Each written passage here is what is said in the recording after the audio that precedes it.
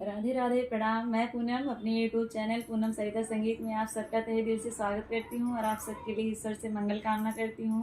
आज हम लोग बहुत ही सुंदर काली गीत लेके आए हैं। आप लोग सुनिए, कैसा लगा कमेंट में ज़रूर बताइएगा। खूब सारा प्यार और आशीर्वाद बनाए रखिएगा। वीडियो को ज़्यादा से ज़्यादा शेयर करिएगा। जौनपुर सहरिया से लाई मंगाए हो, जौनपुर सहरिया से लाई मंगाए। अरे आंगना में दिए छिटकाई, हाँ सीताराम से भजो। हर जी आंगना में दिए छिटकाई,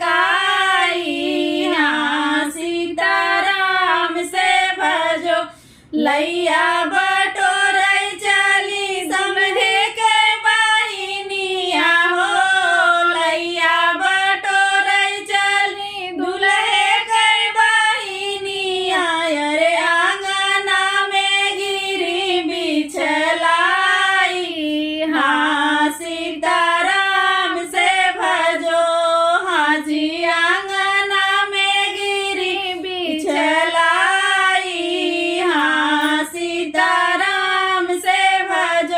हमरे निभैया हो दुल्हन के रसिया हो, हमरे निभैया दुल्हन के रसिया।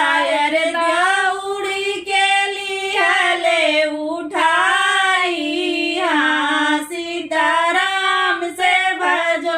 हाँ जी दौड़ी के लिहले उठाई, हाँ सीताराम से भजो।